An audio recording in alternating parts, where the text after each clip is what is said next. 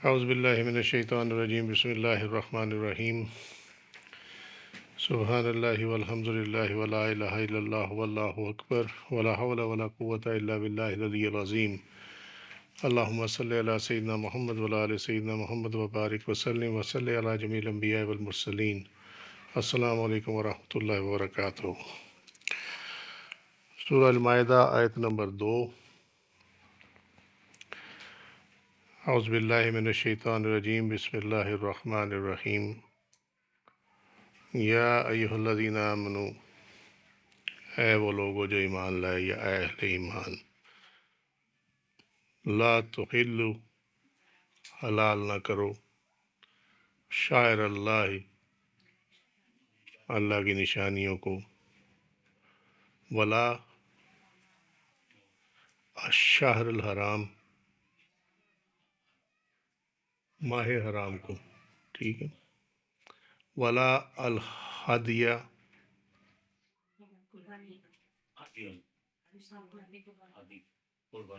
دیکھو یہ اگر کسی کو جوڑ کے پڑھنے میں پرابلم ہو نا، میں بار بار بتاتا ہوں یہ بات، اگر وہ اس کو ایسے بھی پڑھ لے گا نا تب بھی ٹھیک ہے، کوئی مسئلہ نہیں ہوگا۔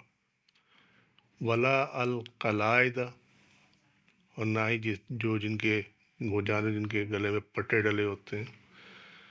ولا آمین البیت الحرام، نہ ہی بیت الحرام کی طرف آنے والوں کا، یعنی بیت الحرام کا قصد کرنے والوں، یعنی بیت الحرام کی طرف آنے والے جو لوگ ہیں جو نیت کریں کہ ہم ادھر جا رہے ہیں، ٹھیک ہے۔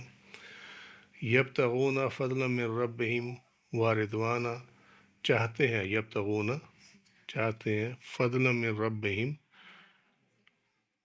اپنے رب کا فضل، ورضوانا اور اس کی خوشنودی، ٹھیک ہے۔ وَإِذَا حَلَلْتُمْ فَاصْطَادُوا، اور جب تم حلال ہو جاؤ، حلال نہیں ہو تو مطلب حلال یعنی جب احرام میں سے نکل آؤ، فَاصْطَادُوا تو شکار کر لو، ٹھیک ہے۔ وَلَا يَجْرِمَنَّكُمْ، اور تمہیں مائل نہ کر دے، مجبور نہ کر دے، آمادہ نہ کر دے، شنآن دشمنی، قومن کسی قوم کی، ان کے صدوکم تم انہیں روک دو، عن المسجد الحرام مسجد حرام آنے سے، ٹھیک ہے، ان تعتدو کہ کہیں تم زیادتی کر بیٹھو، یعنی کسی قوم کو اس بنا پر کہ تمہاری اس کے ساتھ کوئی دشمنی ہے تم مسجد حرام آنے سے روک دو۔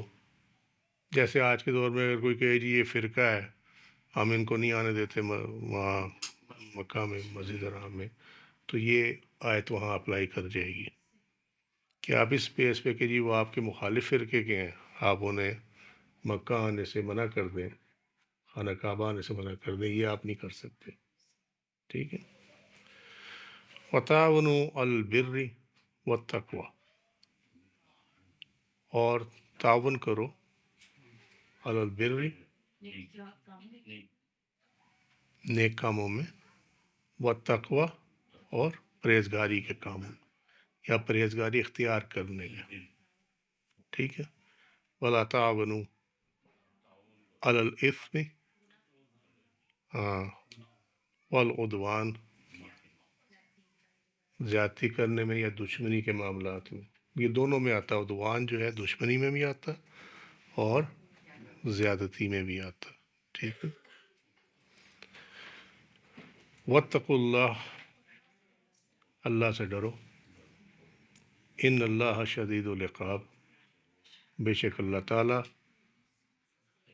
سزا دینے میں سخت ہے، ٹھیک ٹھیک ہوگی بات، آگے سمجھ میں آیت۔ چلو یہ تو ہو گیا معاملہ۔ ابھی یہ ویسے اگر تم لوگ یہ نیچے والی اس میں صرف آ جاؤ نا، ابھی پہلے تم دیکھتے ہیں نا اوپر والا معاملہ کیا، لیکن اگر صرف اس میں آ جاؤ نا، یہ نیچے جو ہے یہاں تک، اس کو سامنے رکھ لو اور اپنے اعمال کو سامنے رکھ لو. ٹھیک ہے. ہمارا کیا ہوتا ہے ہر برے کام میں ساتھ ہوتا. وہ جو خاوندوں کے جانے کے بعد فون نہیں چلتے خواتین کے پیچھے، وہ گاسپس جو ہے، اس میں ایک دوسرے یہ ساتھ ہی دینا ہوتا ہے نا. یعنی بیک بائٹنگ جو ہے وہ ایک گناہ ہے، اور جب خواتین اس میں ایک دوسرے کے ساتھ اس میں حصہ ڈالتی ہیں تو یہ تعاون کرنا ہوتا ہے ایکچولی. سمجھے؟ لیکن کچھ خواتین ایسی ہیں جن کو اللہ نے توفیق دی ہے، وہ فون پہ کوئی نیک بات بھی سمجھا دیتی ہیں دوسرے کو. یہ تعاون کرنا ہے نیکی میں. سمجھے؟ تو ساری تو ایسی نہیں نا ہوتی، ساری تو بری نہیں ہوتی یار، اچھی بھی لوگ ہوتے ہیں، مردوں میں بھی اچھے برے ہوتے ہیں، ساری جگہ ہوتے ہیں. تو کہنے کا مقصد یہ ہے کہ ہمارے جو اعمال ہیں نا وہ اللہ ہی حافظ ہے. چلیں اب آتے ہیں اس کے تعویل پہ. ابن جریر، ابن منذر، ابن ابی حاتم اور نحاس نے ناسخ میں ابن عباس رضی اللہ عنہ سے لفظ آیت لا تحلوا شعائر اللہ کے بارے میں فرمایا کہ مشرکین بیت الحرام کا حج کرتے تھے، ہدی کے جانور لاتے تھے اور قابل احترام علامت کی تعظیم کرتے تھے. اپنے حج میں جانور ذبح کرتے تھے جس طرح ہم کرتے ہیں. مسلمانوں نے ان پر لوٹ ڈالنے کا ارادہ کیا، یعنی جو قافلہ آ رہا تھا اس کو لوٹنے کا ارادہ کیا. تو اللہ تعالیٰ نے یہ آیت نازل فرمائی یا ایھا الذین آمنوا لا تحلوا شعائر اللہ ولا الشہر الحرام، یعنی اس مہینے میں جنگ کو حلال نہ سمجھو. بعض نے کہا کہ یہ آیت قبیلہ الیمامہ کا ایک آدمی تھا شریح، اس کے متعلق نازل ہوئی. ہوا یہ ہے کہ یہ شریح جو تھا یہ یمامہ قبیلے کے جو سرکردہ لوگ تھے نا، بڑے لوگ جو تھے، ان کا یہ سپوکس پرسن تھا. یہ نبی کریم صلی اللہ علیہ وسلم کے پاس آیا، آ کے پوچھا جی آپ ہی محمد ہیں؟ آپ صلی اللہ علیہ وسلم فرمایا کہ ہاں میں ہی ہوں. کہنے لگا کیا دعوت دیتے ہیں آپ؟ دعوت کیا دیتے ہیں لوگوں کو؟ تو آپ صلی اللہ علیہ وسلم فرمایا کہ دعوت میں یہ دیتا ہوں کہ کہو کہ اللہ کے سوا کوئی معبود نہیں ہے اور میں محمد جو ہوں اللہ کا رسول ہوں. تو اس نے کہا کہ یہ جو دوسری شرط ہے نا کہ محمد اللہ کا رسول ہے، یہ بڑی سخت ہے. تو میں واپس جا کے نا اپنے جو پیچھے سردار ہیں ان سے میں بات کروں گا، تو وہ جو فیصلہ کریں گے وہی میرا فیصلہ ہے، کیونکہ میں تو ان کے ساتھ ہوں. اگر وہ کہیں گے جی قبول ہے تو مجھے بھی قبول ہے، اگر وہ کہیں گے نہیں قبول ہے تو پھر مجھے بھی قبول نہیں ہے.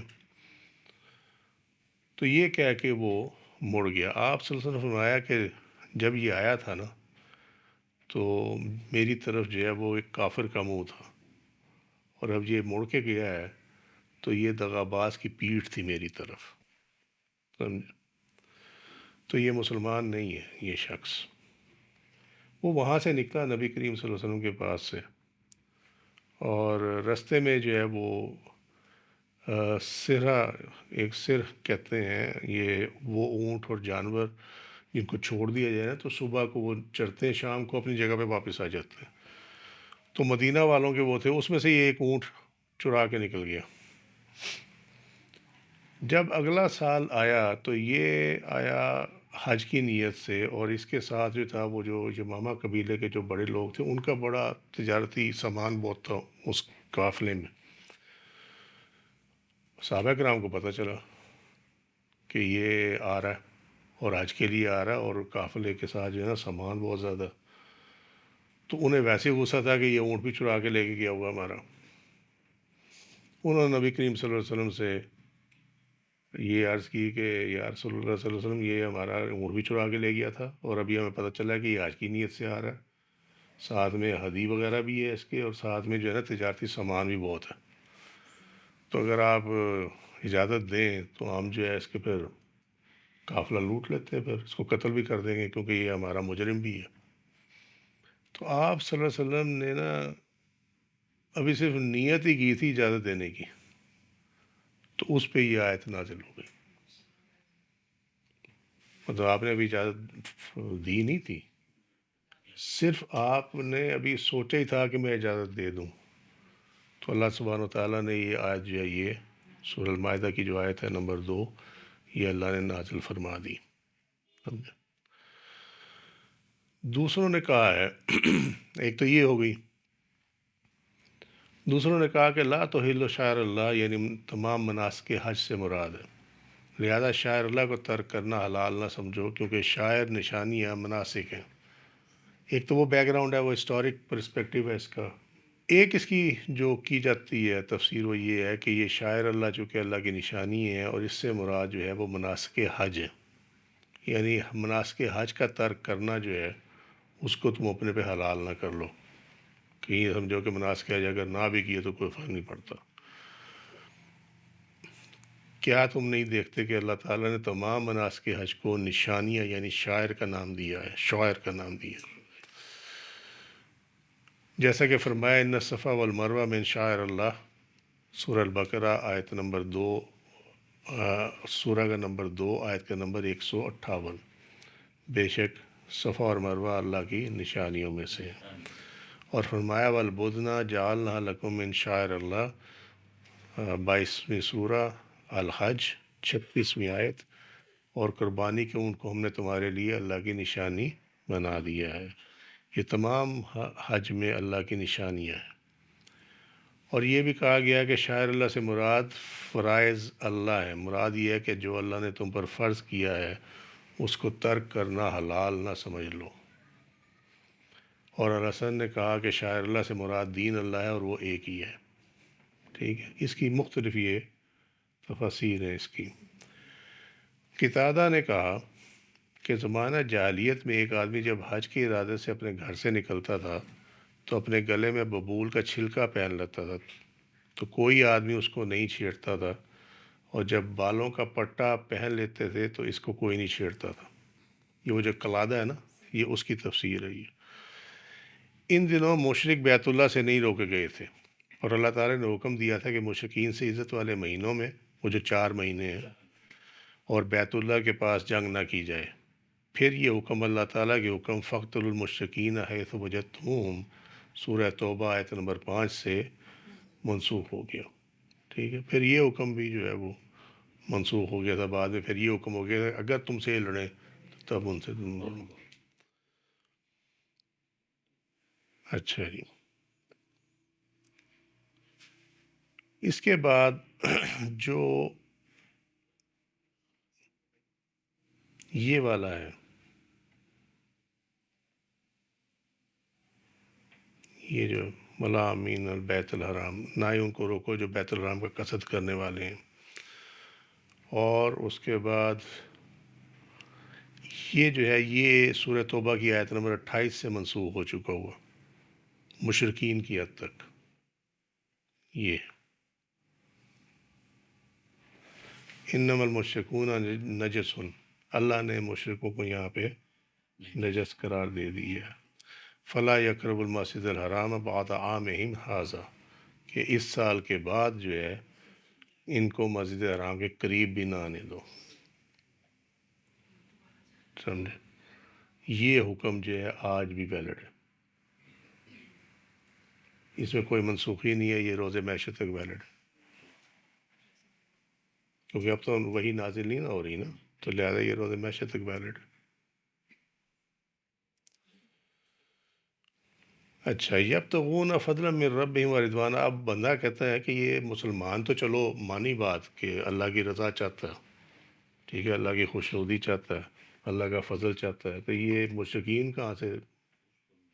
ٹھیک ہے، تو ان کا معاملہ یہ تھا کہ وہ اصل میں نا اس کے بہانے، حج کے بہانے نا وہ تجارت کیا کرتے تھے، اپنی دنیا سنوارتے تھے. سمجھے؟ تو یہ جو ہے یہ ان کے دنیاوی معاملات میں اصلاح، تجارت اور دنیاوی ترقی جو ہے وہ ایکچولی یہ تھی فضل من ربہم ورضوانا، کہ ہم یہ جو ہے نا ہدی، یہ جانور قربان کریں گے، ٹھیک ہے، ہم وہ بیت الحرام کا وہ طواف کریں گے کعبہ کا، تو ہمارے جو ہے وہ کاروبار چلیں گے. فرق صرف یہ ہے اب آج کے دور میں آ گیا کہ ہم اللہ پہ ایمان لائے ہوئے ہیں، حرکتیں ہماری وہی ہیں کہ ہم نماز پڑھیں گے، ٹھیک ہے، ہمارے کاروبار چلیں گے. یہ مسجد الحرام سے متعلق ہے. ٹھیک ہے. باقی جہاں تک تعلق ہے نا دوسری مساجد کا، داخل ان میں بھی نہیں ہونے دینا چاہیے. میں بتاتا ہوں اس کی وجہ کی. اس کی وجہ یہ کہ نجس قرار دے دیا گیا. مگر اگر آپ یہ اس نیت کے ساتھ ان کو لائیں کہ ہو سکتا ہے کہ اللہ تعالیٰ ان کا دل پھیر دے اور اللہ تعالیٰ ان کو ایمان عطا کر دے، اگر اس نیت سے لائیں اور آپ اس کو وزٹ کرا دیں تو اس میں کوئی حرج نہیں ہے. لیکن سائٹ سینگ، سینری،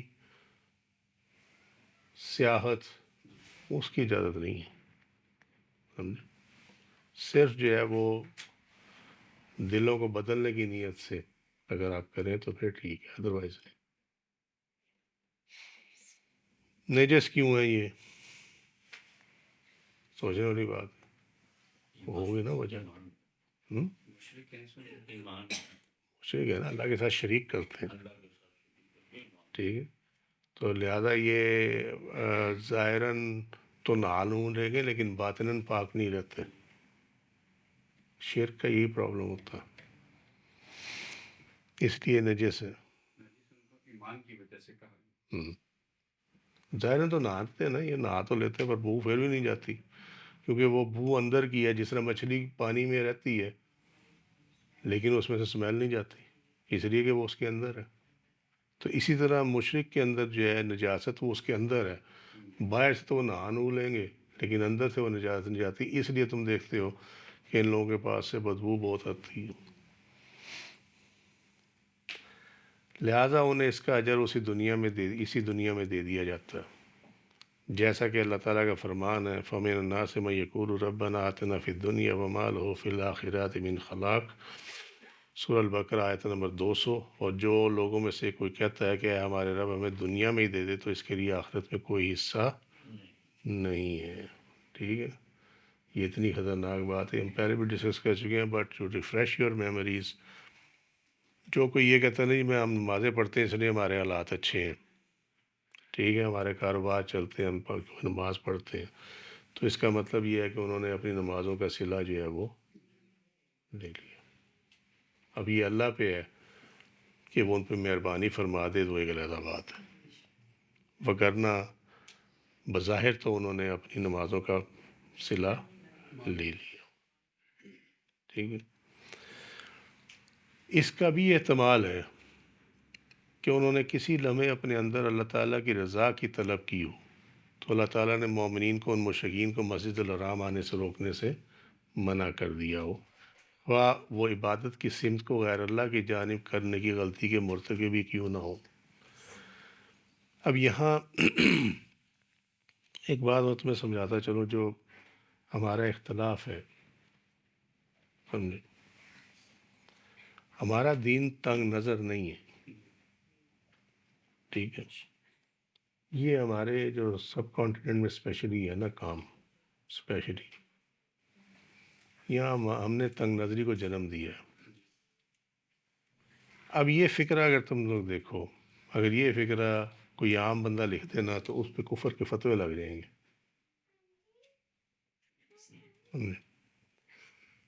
یہ کہ انہوں نے کسی لمحے اپنے اندر اللہ تعالیٰ کی رضا کی طلب کی ہو، مشرک نے کسی لمحے، کیونکہ یاد رکھو وہ مشرک ہے، کافر نہیں ہے. ہاں، یعنی اللہ کو مانتا تو ہے لیکن ساتھ میں کسی اور کو بھی مانتا ہے، شامل کرتا. تو ہو سکتا ہے کہ کسی لمحے، یہ ابو منصور ماتریدی نے لکھا ہوا ہے کہ ہو سکتا ہے کہ اس نے کسی لمحے اپنے اندر اللہ تعالیٰ کی رضا کی طلب کر ہی لی ہو، تو اللہ تعالیٰ نے پھر روک دیا کہ ان کو مسجد الحرام یعنی میرے گھر آنے سے منع نہ کرو.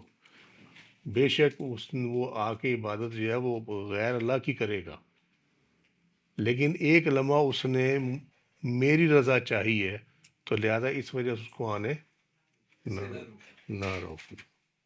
سمجھے؟ یہ ہے اللہ سبحانہ و تعالیٰ.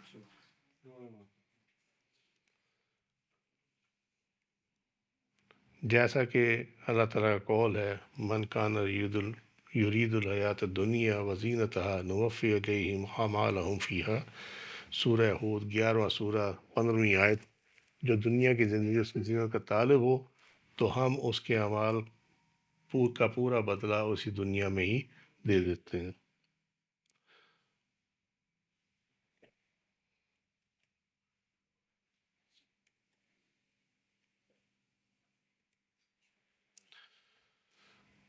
یبتغون فضلا من ربہم ورضوانہ، اللہ تعالیٰ نے اپنے رسول صلی اللہ علیہ وسلم کو حج کے لیے آنے والے مشرکین کے قافلے پر حملہ کرنے اور ان کو قتل کرنے اور ان سے ماہ حرام میں جنگ کرنے سے منع فرمایا ہے، ٹھیک ہے جی۔ وَإِذَا حَلَلْتُمْ فَاصْطَادُوا، اور جب تم حلال ہو جاؤ یعنی حرام سے نکل آؤ تو شکار کر سکتے ہو۔ یہ قول الہی غیر محل الصید وانتم حرم میں مناہی کے وجود کی دلیل ہے، یہ پہلی آیت میں جو ہے، ٹھیک ہے، کیونکہ اس میں تھا نا کہ اور وہ جو تم نے حالت احرام میں شکار کیا ہے حلال سمجھتے ہوئے، سمجھے، تو اس کے مناہی کے وجود کی دلیل ہے کہ چونکہ یہاں اجازت تب دی گئی ہے جب تم حلال ہو جاؤ یعنی احرام سے نکل آؤ۔ اچھا، اب یہاں ایک چیز پہ غور کرنا، سمجھ میں آ رہی ہے بات؟ فا کو ذرا سائڈ پہ کر دیں۔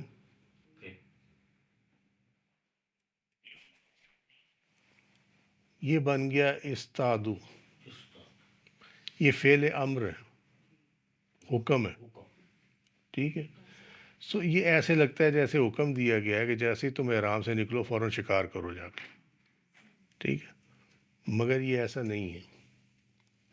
یہ ان 5 مقامات میں سے ہے جہاں فعل امر تو استعمال ہوا ہے قرآن مجید میں، مگر وہاں پہ حکم مراد نہیں ہے بلکہ وہاں چھوٹ اور رخصت مراد ہے۔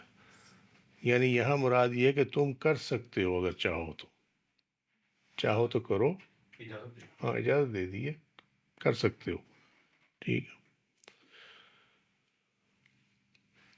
اس کا معنی یہ ہے کہ حالت احرام میں کیا گیا شکار مت کھاؤ اور نہ ہی شکار کرو، مگر جب احرام سے نکل آؤ تو پھر تمہارے لیے وہ حلال مباح ہے جو کہ حالت احرام میں تم پر حرام تھا، لہذا اب تم چاہو تو شکار کر سکتے ہو۔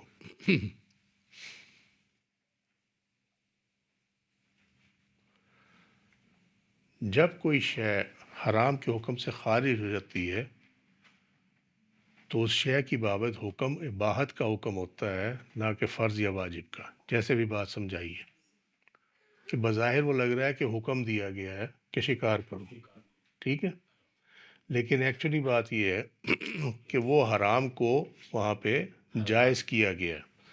تو جب حرام کو جائز کیا جائے تو وہ حکم فرض یا واجب نہیں ہوتا بلکہ وہ اباحت کے لیے ہوتا ہے کہ no it's okay for you if you go for hunting, ٹھیک ہے۔ تو وہ حکم جو ہے وہ کسی چیز کو فرض یا واجب کرنے کے لیے نہیں ہے بلکہ حلال کا جو معاملہ تھا اس کو ختم کرنے کے لیے ہے، بس اس کو یہ ایسے سمجھ لیں۔ مثال کے طور پر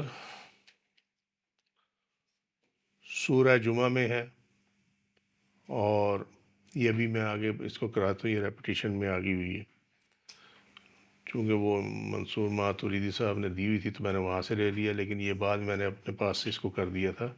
ابن ابی حاتم نے عطا سے روایت کیا کہ 5 آیتیں اللہ تعالیٰ کی کتاب میں بطور رخصت ہیں، قطعی حکم نہیں رکھتی، ٹھیک ہے۔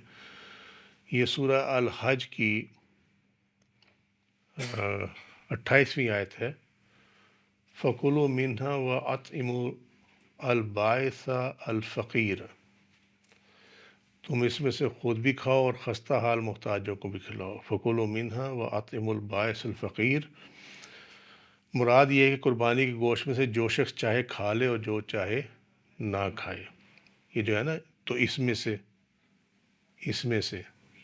ٹھیک ہے، اس میں سے کس میں سے؟ قربانی کے گوشت میں سے۔ یہ پوری آیت ہے نا، تو اس میں سے صرف حصہ لیا گیا آیت کا، ٹھیک ہے۔ فکلوا منہا، منہا جو ہے وہ ہے قربانی کا گوشت، یہاں پہ مراد قربانی کا گوشت، ٹھیک ہے۔ تو یہاں پہ بھی حکم ہے، لیکن وہ یہ ہے کہ حکم یہ ہے کہ کھا سکتے ہو، کھانا چاہو تو کھاؤ، نہیں کھانا چاہتے تو نہ کھاؤ، پورا تقسیم کر دو، کوئی مسئلہ نہیں ہے، ٹھیک ہے۔ دوسرا یہ المائدہ کی جو ہم نے آیت دیکھی ابھی، وَإِذَا حَلَلْتُمْ فَاصْطَادُوا، یہ ہم ڈسکس کر چکے ہیں۔ وَمَنْ كَانَ مَرِيضًا أَوْ عَلَى سَفَرٍ، سورہ البقرہ آیت نمبر 185، جو مریض ہو یا سفر میں ہو، یعنی روزہ رکھنے سے رخصت دی گئی ہے، جو مریض ہو یا مسافر ہو، ٹھیک ہے۔ اب ایسا نہیں ہے کہ جو مریض اور مسافر ہو اس کو حکم دے دیا گیا کہ چونکہ تم اس سفر میں ہے تو روزہ نہیں رکھے گا۔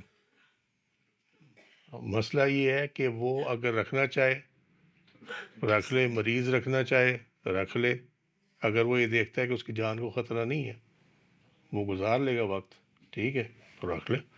مسافر اگر یہ سمجھتا ہے کہ مجھے پرابلم نہیں ہوگی، رکھ لے، ٹھیک ہے۔ نہیں رکھتا تو تب بھی کوئی بات نہیں ہے، کیونکہ اللہ نے رخصت دی ہوئی ہے، ٹھیک ہو گئی بات۔ اسی طریقے سے فَقَاتِبُوهُمْ إِنْ عَلِمْتُمْ فِيهِمْ خَيْرًا، تو ان کو لکھ کر دے دو اگر تم جانتے ہو کہ اس میں خیر نیکی ہے، تو اگر چاہے تو لکھ کر دے دے، چاہے تو نہ لکھ کر دے، ٹھیک ہے۔ فَإِذَا قُضِيَتِ الصَّلَاةُ فَانتَشِرُوا فِي الْأَرْضِ، سورہ الجمعہ 62واں سورہ 10ویں آیت، پھر جب نماز سے فارغ ہو جاؤ تو زمین پر پھیل جاؤ، کیونکہ اس کی پچھلی آیت میں ہے نا کہ جیسے ہی اذان ہو جمعے کی تو کاروبار بند کر دو، ٹھیک ہے، اور اللہ کے ذکر کی طرف دوڑو، جلدی کرو۔ تو جب نماز سے فارغ ہو جاؤ تو پھر زمین پر پھیل جاؤ۔ اب یہ ہے کہ نماز سے فارغ ہونے کے بعد جو چاہے دکان کھول لے، جو چاہے نہ کھولے، ٹھیک ہے، جو چاہے کاروبار کرے، جو چاہے کاروبار نہ کرے، یہ آپشن ہے۔ اس پہ لازم نہیں کیا گیا کہ جمعے کے بعد تو انہیں کھولنی ہے، کاروبار کرنا ہی کرنا ہے۔ وَلَا يَجْرِمَنَّكُمْ شَنَآنُ قَوْمٍ أَن صَدُّوكُمْ عَنِ الْمَسْجِدِ الْحَرَامِ أَن تَعْتَدُوا۔ اچھا جی، یہ ہم کر چکے ہیں، یعنی کسی قوم سے دشمنی، بغض، عداوت اور عناد کے باعث انہیں مسجد حرام سے روکنا منع فرما دیا گیا ہے۔ وَتَعَاوَنُوا عَلَى الْبِرِّ وَالتَّقْوَىٰ، البر سے مراد ہر وہ کام ہے جس میں خیر ہو، ٹھیک ہے، اور تقویٰ ہر اس کام کو ترک کرنا ہے جس میں شر ہو۔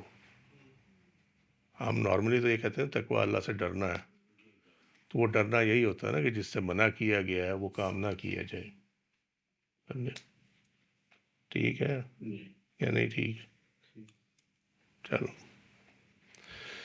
یہ بھی کہا گیا ہے کہ البر سے مراد وہ اعمال ہے جن کے کرنے کا حکم دیا گیا ہے، جبکہ تقویٰ سے مراد ان اعمال سے باز رہنا ہے جن سے منع کیا گیا۔ وَلَا تَعَاوَنُوا عَلَى الْإِثْمِ وَالْعُدْوَانِ، اس آیت میں البر کی جگہ الاسم اور التقویٰ کی جگہ العدوان کا ذکر کیا گیا۔ یہ دیکھو، یہ وَتَعَاوَنُوا عَلَى الْبِرِّ ہے نا، یہاں ہے وَلَا تَعَاوَنُوا عَلَى الْإِثْمِ الاسم، تو بر کو چینج کر دیا گیا الاسم سے، ٹھیک ہے، اور تقویٰ کو چینج کر دیا گیا العدوان سے، ٹھیک ہے۔ اس سے صاف ظاہر ہے کہ نیکی کی ضد گناہ اور تقویٰ کی ضد حد سے تجاوز کرنا ہے، ٹھیک ہے، حد سے تجاوز کرنا ہے۔ اس سے یہ بھی واضح ہے کہ تمام نیک کاموں کے لیے البر استعمال کیا گیا ہے، جبکہ شر وہاں سے شروع ہوتا ہے جہاں تقویٰ رک جاتا ہے۔ کیا ہو گیا، نہیں سمجھ میں آئی بات؟ اب بھائی بڑی سیدھی سی بات ہے، تمام نیک کاموں کے لیے تو البر استعمال ہو گیا نا، وہ تو اس مسئلہ نہیں ہے۔ تقویٰ کیا ہے؟ تقویٰ یہ ہے کہ اللہ نے جس کاموں سے منع کیا ہے، ٹھیک ہے، اس سے منع ہو جاؤ، یا جس طرح ہم نے اوپر یہ دیکھا کہ ہر اس کام کو چھوڑ دو جس کام میں شر ہو، 2 نمبر 3 اللہ سے ڈرتے رہو۔ جب بندہ اللہ سے ڈرنا چھوڑ دینا، جب جو ان کاموں کو پکڑ لے جن سے منع کیا گیا ہے، تو وہ شر شروع ہو جاتا ہے وہاں سے، بس یہ بات، ٹھیک ہے۔ جب تک وہ رکا رہے گا، ڈرتا رہے گا اللہ سے، تب تک وہ تقوی پہ رہے گا، جب وہ ڈرنا چھوڑ دے گا تو شر شروع ہو جائے گا، بس اتنی سی بات، سمجھ گئے بات؟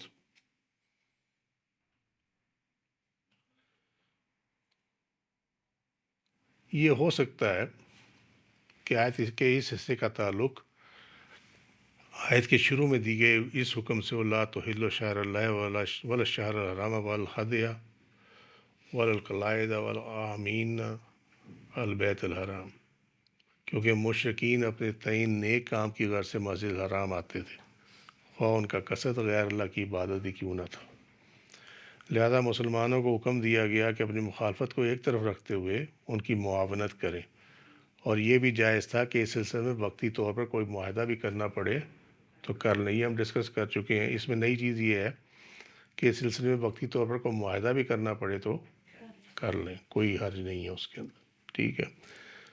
اسی طرح ہمارے لیے اہل کتاب سے یہ معاہدہ کرنا جائز ہے کہ ہم ان کی کلیساؤں کو نقصان نہیں پہنچائیں گے اور نہ ہی ان کی خرید و فروخت میں حصہ لیں گے، حالانکہ وہ ان میں اللہ کی نافرمانی کرتے ہیں، ٹھیک ہے۔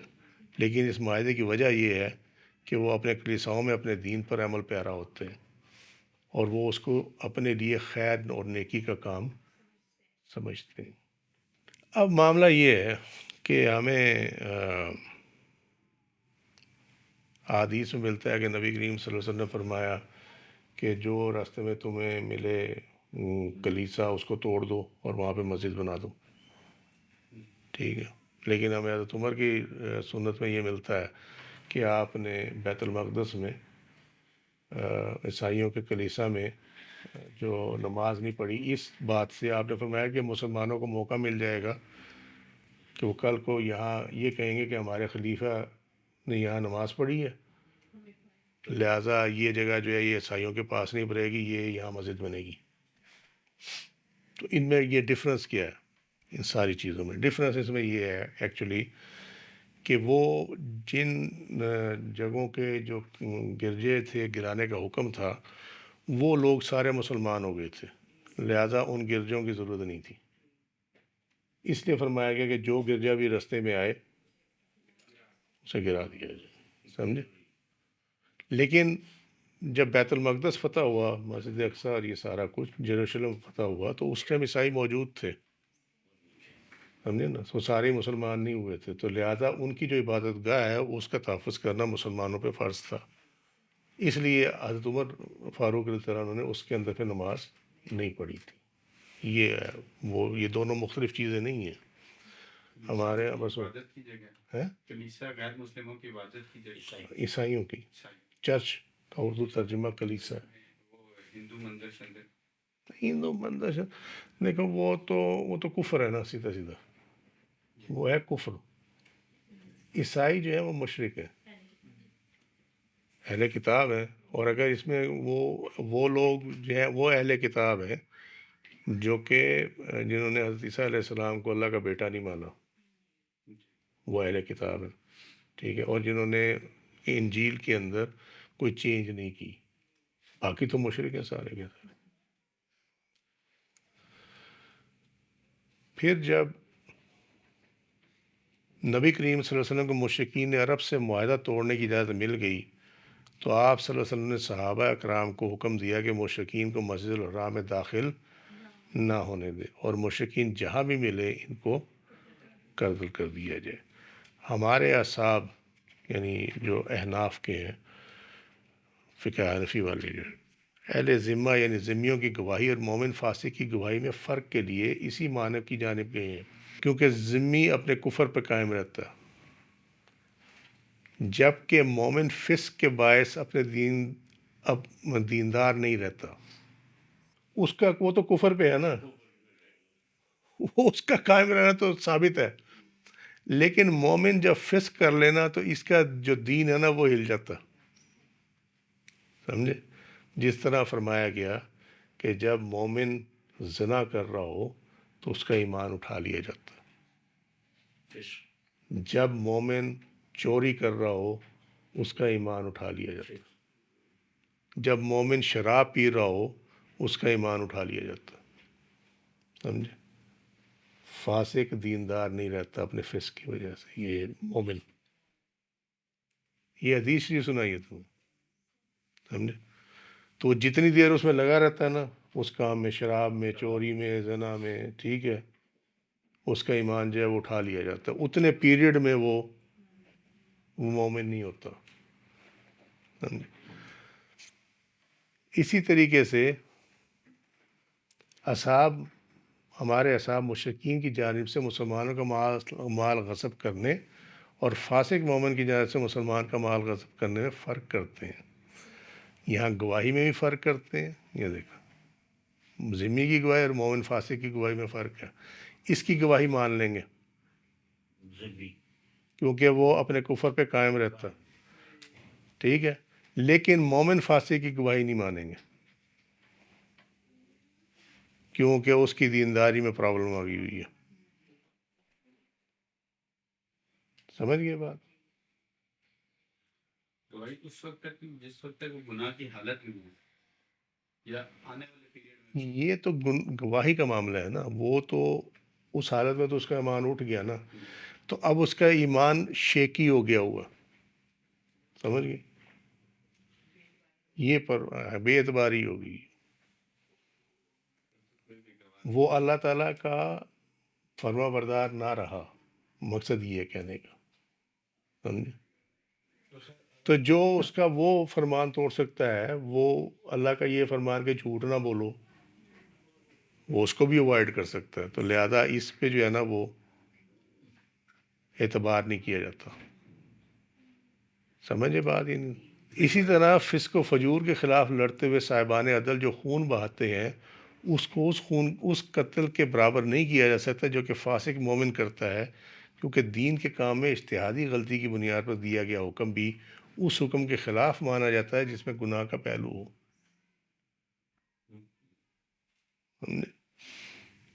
کیا تم نہیں دیکھتے کہ اہل کتاب کے لیے ان کے کلیساؤں میں نماز پڑھنے کے لیے معاہدہ کرنا جائز ہے، اگرچہ ہمارے نزدیک یہ منع ہے، یعنی مکروہ تحریمی ہے. اور فاسق مومن کی معصیت کو چھوٹ دینا کسی بھی حال میں جائز نہیں ہے. تو فاسق مومن کو کلیسا میں نماز پڑھنے کی اجازت کیسے دے دی جائے جبکہ دیندار مومن کو اجازت نہ دی جائے؟ اسے تو دے دیں اور دیندار کو اجازت نہ دیں. سمجھے؟ یہ میں نے سنا تو دی ہے، لیکن ان شاء اللہ تعالیٰ میں اس کو ایکسپلین جو ہے نا نیکسٹ اس میں کروں گا، کیونکہ اس میں کافی ایکسپلینیشن کی ضرورت ہے. ٹھیک ہے، ابھی ٹائم نہیں ہے. وما علینا الا البلاغ واللہ ورسولہ اعلم بالصواب. سبحانک اللہم وبحمدک، اشہد ان لا الہ الا انت، استغفرک واتوب الیک. من تسوء ظلمت نفسی فاغفر لی فانہ لا یغفر الذنوب الا انت. سبحان ربک رب العزۃ عما یصفون وسلام علی المرسلین والحمد للہ رب العالمین. السلام علیکم ورحمۃ اللہ وبرکاتہ.